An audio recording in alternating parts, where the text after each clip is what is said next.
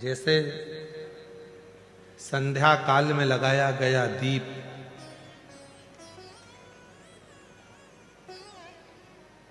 मानदेह नामक असुर का संहार कर देता है, प्रतिदिन एक नियम बनाकर रखना चाहिए कि रोज शाम के समय पर अपने घर में प्रदोष काल के समय पर एक दीप जरूर लगाना चाहिए। और यदि बेलपत्र का वृक्ष है तो उस बेलपत्र के वृक्ष के सामने भी एक दीप अवश्य लगाना चाहिए।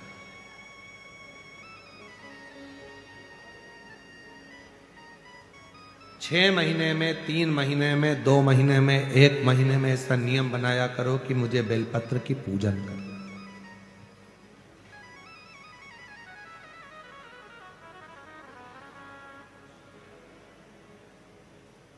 स्वयं माता लक्ष्मी जी ने भगवान नारायण को पाने के लिए बेलपत्र का पूजन किया है। जब इंद्र की पूरी सत्ता चली गई थी, सारा की सारा धन इंद्र का चले गया था, असुरों ने उस इंद्र के सिंहासन पर अपना कब्जा जमा लिया था, तब इंद्राणी ने, स्वयं सची माने इंद्राणी ने शिव जी की साधना करी, बेलपत्र के वृक्ष के, बेलपत्र की पूजन करें।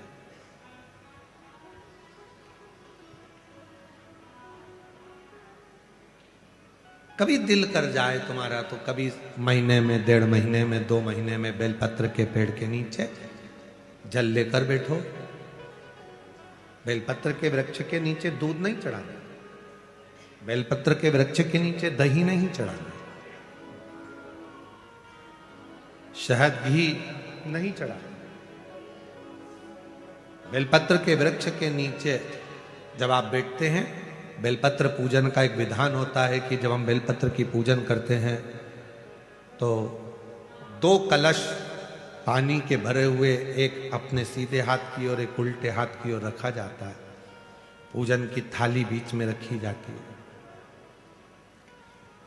2 बत्ती का, लंबी बत्ती का, 2 बत्ती लंबी घी की जलाई जाती है। लंबी बत्ती, बेलपत्र के वृक्ष के नीचे 2 बत्ती लंबी जोड़ा बनाकर उसको जलाया जाता है।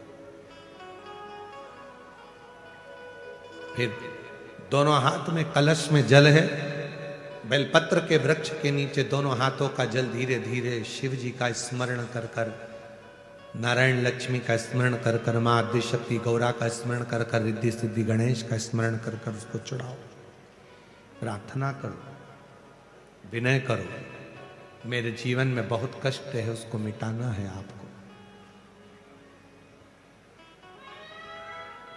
शिव आपसे प्रसन्न होते हैं, वैसे मेरी जिंदगी भी प्रसन्न करना है आपको। जल चढ़ाकर दोनों पात्रों का थोड़ा थोड़ा जल कलश में बचा लेना है, पूरा पात्र खाली नहीं करना है, दोनों को वापस रखना है। और थोड़ी सी हल्दी पीसी हुई शिव जी के उस बेलपत्र पर लगाएं, थोड़ा कुमकुम वो भी बेलपत्र पर लगाएं।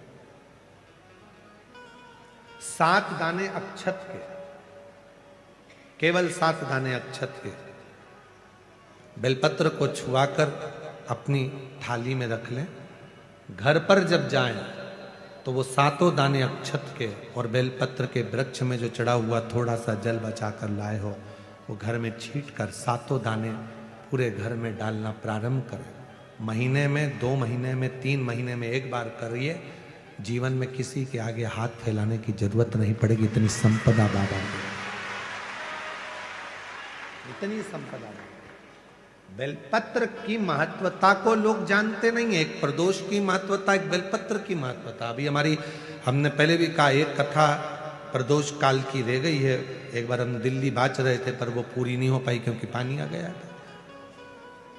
हम प्रयास कर रहे हैं उस कथा को कुबेरेश्वर धाम पर, क्योंकि उसमें प्रदोष काल की कथा में टेंट नहीं लगता। वो प्रदोष काल की जो कथा होगी सीहोर कुबेरेश्वर धाम में, उसमें टेंट नहीं लगेगा, उसको खुले मैदान में बाचना पड़ता। आप और हम सब खुले मैदान में बैठकर प्रदोष काल में उस कथा को सुनेंगे और उसमें प्रदोष की महत्वता को जानेंगे। और हमारी तरफ से हम तो आज प्रकाश जी आपको भी, दीना भाभी जी आपको भी, दोनों को निमंत्रण दे रहे हैं। जब भी सीहोर में जब कथा हो प्रदोष काल की, तो एक दिन कम से कम आप लोग आकर उस कथा की पूजन आपको भी करना रहे, प्रदोष काल की कथा।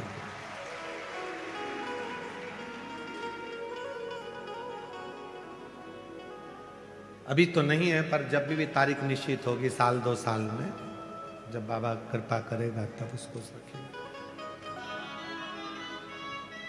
पंडाल में भले तुम्हारे लिए हम सोने के लिए पंडाल लगा देंगे, पर कथा सुनने के लिए तो आपको मैदान में ही बैठना पड़ेगा, खुले आसमान।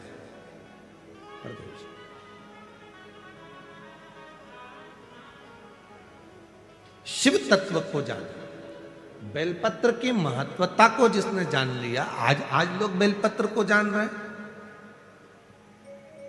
कि बेलपत्र खाने से शुगर, बीपी, थायराइड जैसी बीमारियां भी ठीक हो जाती हैं। उस बेलपत्र की महत्वता को जानो। और फिर निवेदन है, आपके शरीर में कष्ट है तो बेलपत्र का सेवन करो। रोज रोज बेलपत्र वैसे ही नहीं खाना। कई बार बेलपत्र खाने से मुंह में छार छारपन आ जाता है, कई बार मुख का स्वाद भी कम हो जाता है बेलपत्र खाने से। तो निवेदन है, रोज रोज ना खाइए, जब जरूरत है। और जरूरी नहीं कि आप 3 पत्ती यहां से जो बेलपत्र दी जाती है, 7 दिन तक जो रोज एक बेलपत्र दी जाती है, वो तो खाने के लिए दी जाती है। पर समापन के दिन की बेलपत्र तो खाने की नहीं रहती, उसको तो ले जाकर लोग लाल कपड़े में बांध अपने घर में रख देते हैं तिजोरी में। आखिरी दिन की बेलपत्र तो वैसे भी तिजोरी का भंडार के लिए होती है। तो जो बेलपत्र होती है, जरूरी नहीं कि तुम पूरी बेलपत्र खाओगे तो दवाई असर करेगी।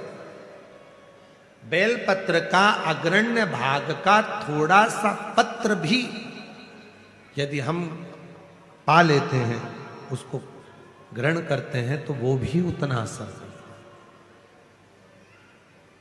और रोज खाने की जरूरत नहीं है।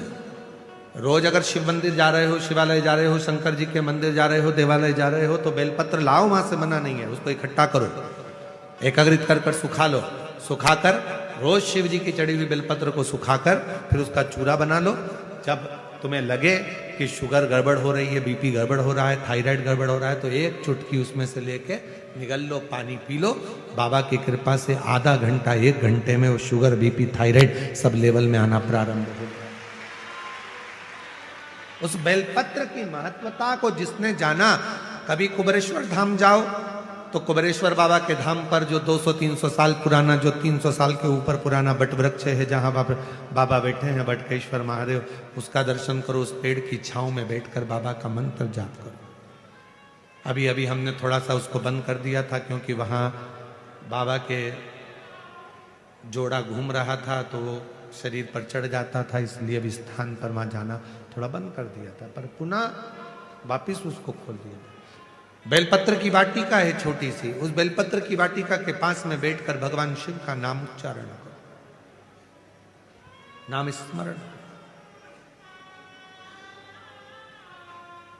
शिव भक्ति करो जहां तक हो सके, शंकर की अविरल भक्ति को धारण करो।